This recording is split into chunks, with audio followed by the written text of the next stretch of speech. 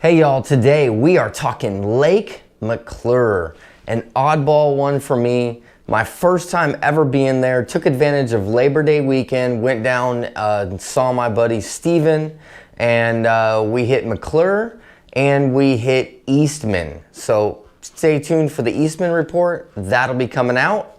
As far as Lake McClure, my first impressions of it is it's just like all the Don Pedro lakes, just like all those New Melones, Pedro, all of those. So I started attacking it that way. Found an offshore hump, went straight to that offshore hump and started my work there. The water temperatures was in the mid 70s, so it's nice and warm. You put your hands into that water and it's like bathtub first thing in the morning, like 75-ish, somewhere around there, 76. For being that deep of a lake, it's kind of interesting to see it be that warm. Started out on that hump and there wasn't many fish out there on that hump. Didn't see any bait. There's like a couple of bait balls out on the end of it, small bait balls. That's actually where I picked up drop shot in Morning Dawn chartreuse tail in the Robo Worm 4.5-inch straight tailed, and picked up a fish on that. Steven had some fish came undone on there. He was throwing, I believe it was Aaron's Magic. It just came undone. You know, we're fun fishing, screwing around. So went from there and decided to head towards like our main lake, Rocky Point. As soon as we pulled into that main lake, Rocky Point, Steven picked up a jerkbait. This is a +1 Megabass Junior in the cherry spawn color. He started picking up fish from there, smaller size fish. I hadn't been on a jerkbait bite in a while, so I got a little jealous and I picked up the Pro Blue version and was throwing that.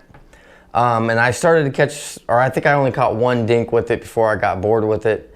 There was a whole ton of fish up there on that rock ledge. It's like 45-degree bank. There was a whole bunch of fish up there. They were just smaller size, but there's, you know, you can catch a ton of them. I was just kept going down the bank throwing that Morning Dawn.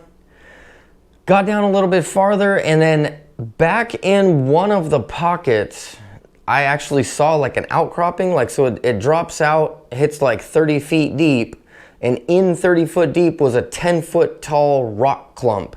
And I could see a bunch of fish circling around it. Like, I swear they were just doing laps around it.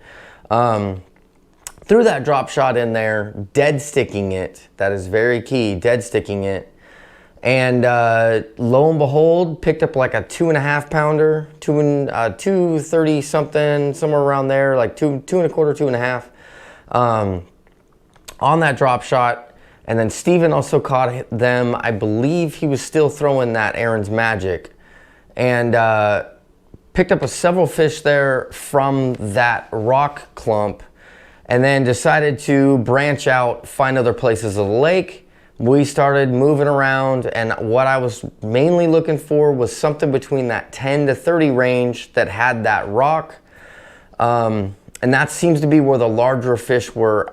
Went to a main lake point. It's not in this video because there wasn't a fish catch on it, but there was good fish sitting off of it, and it's just kind of this long sloping point with solo rock clumps sitting on it.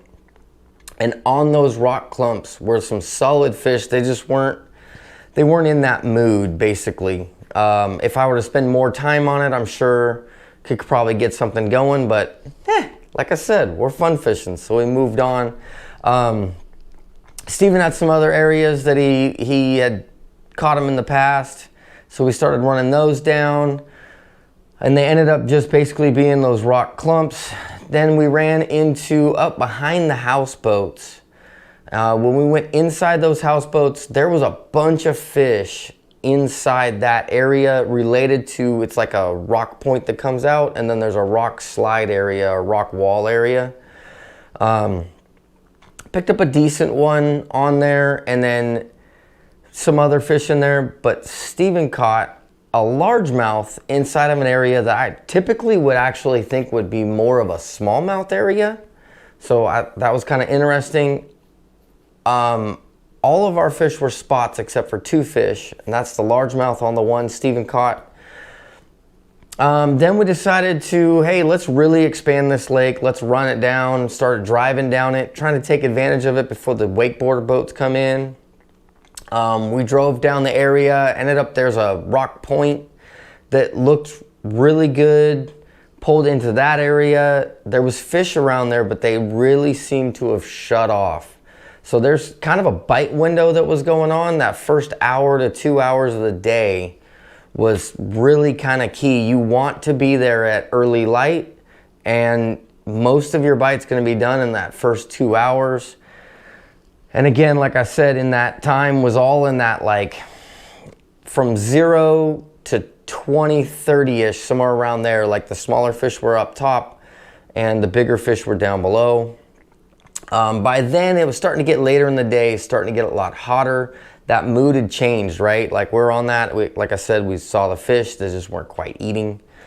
We decided to move from there and go to an area that he'd remember there had been some timber before, some wood, some standing trees, and the water level was so much higher than he had remembered it, but it ended up being a really good area that we went to.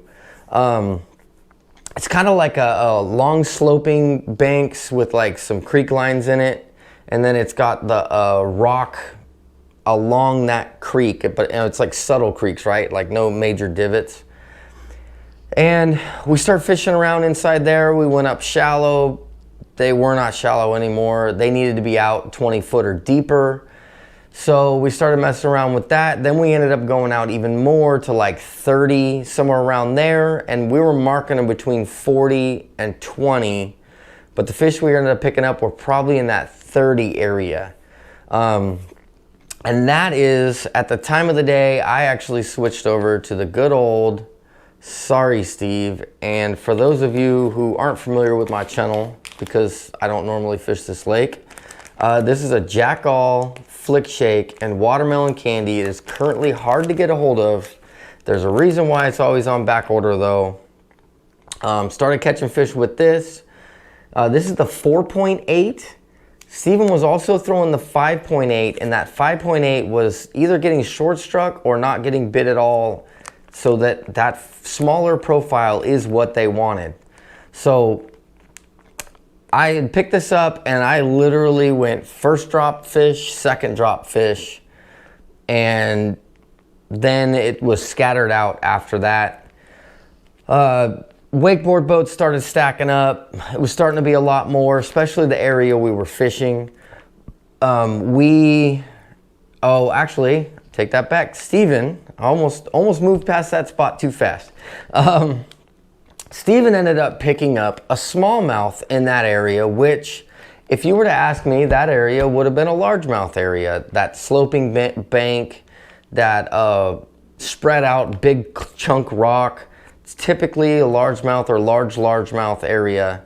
And he picks up a smallmouth, so he actually picked up the trifecta on that.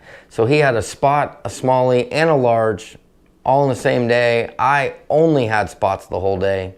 And the one thing I forgot to mention is I had picked up an A-rig and I'd been throwing that, and I was throwing it in the rainbow shad color with 2.8 teasers, 3.3 lowers.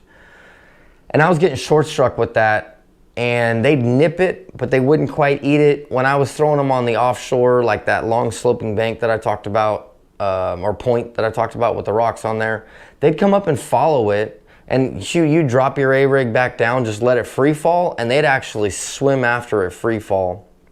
I truly think that I needed more speed at that depth, but I wasn't equipped for that in 40 foot of water. It's really hard to run an A-rig fast that deep. If you have a way to run something that deep a little bit faster, I believe you could probably trigger some bites, because if you burn that A-rig in, they'd shoot up after it.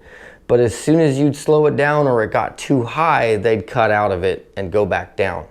So I just want to fill you guys in that those fish exist in that area. If you know how to catch them, awesome. I wasn't able to figure it out. The only thing I could figure out was picking up the drop shot. Like I said, Steven had the Aaron's Magic that he threw also on top of the Morning Dawn and the Sorry Steve Watermelon Candy Flick Shake.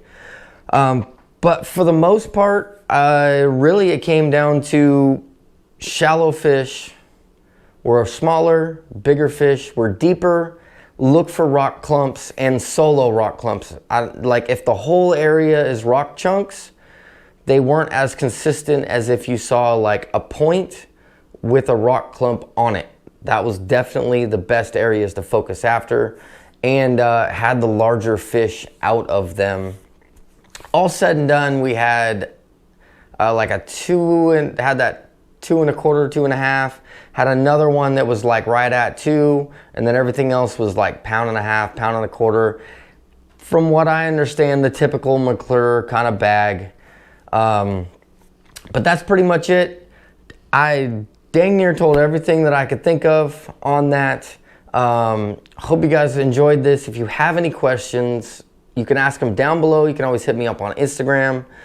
And stay tuned for Eastman. That was a pretty good day also.